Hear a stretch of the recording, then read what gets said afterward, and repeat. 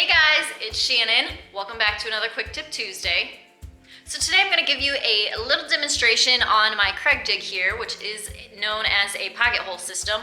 There's different brands out there, different stores even carry their own brand. This is the Kreg Jig R3, so if you are interested in this one, this is the demo for it. So there are different kits you can buy. Some come with everything, some just come with a few pieces if you don't need everything. Mine came in this box here, and that's where I keep everything, minus this giant clamp that obviously doesn't fit in there, but it comes with your jig, and then this piece here fits onto the clamp. It comes with a bit, and then also I use just a regular, this is something separate I purchased for my DeWalt drill. You will need a drill. It's just an extended Phillips screwdriver so you can get down into those big holes. And then in the box, the cool thing is you adjust your measurements based on this box here. So I'll give you a little bit of a tutorial on that in just a second. All right, so I'm just gonna use a scrap piece of 1x. You can do 2x, whatever kind of wood you have. The measurements on your box is what you adjust for your wood thickness. So this thing just slides right here into the box, and then it comes with this little Allen wrench that you unscrew this right here, and then you move this up or down based on the measurements of your wood, and then the measurements are on the sides here, so you know how far to move your ring up and down, and then you tighten it back, and it's this, and then your bit is ready to go. This is a 1x, which is not 1 inch thick. It's actually 3/4 of an inch thick, so I've moved my ring to 3/4 of an inch. You also have to adjust your jig to the correct thickness of your wood, and there are measurements on both sides of these sliding gauges here on the side. So, and then there's an arrow. There's an arrow here, and then you just you move your clamp to the thickness of your wood. So again, mine's set at 3/4 of an inch, and you adjust both of these. There's an arrow here, an arrow here, and they're both set at 3/4 of an inch thick, and that adjusts your stop bar.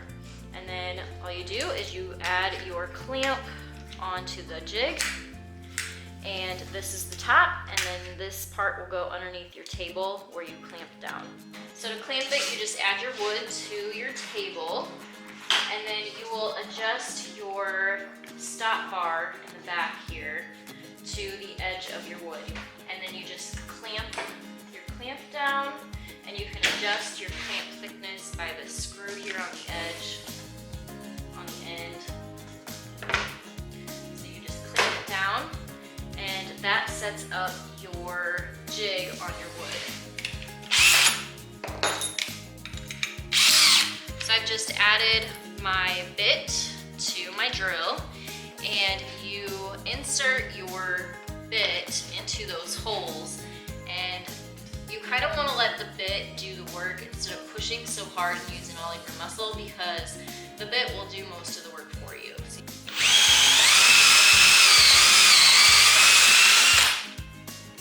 And then here, you can do 1 hole or you can do 2 holes. It's completely up to you, or it depends on your project.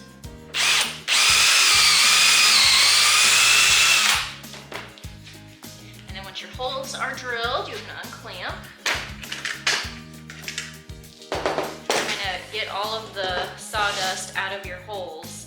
And then you can see here the type of hole you've drilled actually goes into the side and kind of sets up a pilot hole for your screws. And a pocket hole actually is a very, very strong joint. So if you were to take another piece of wood,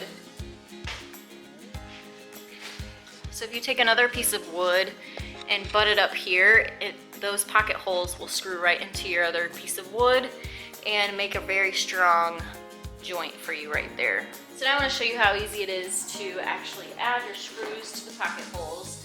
I use regular wood screws. They do make pocket hole screws, and you can use those. They are a square head on them though, whereas I just like using this bit. It seems to be a little easier. So I kind of prep I usually prep all of my holes and just stick screws in them and then go back and screw each one in. That way they're all set because they sit in there very nicely. And then you just screw in. And then what it does is you can see there's a gap there, but if you keep drilling, it will tighten. So it actually pulls your wood together for you.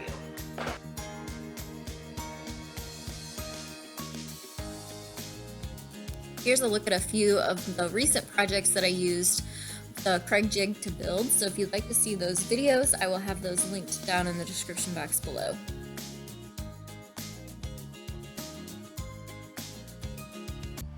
And that's all there is to creating pocket holes.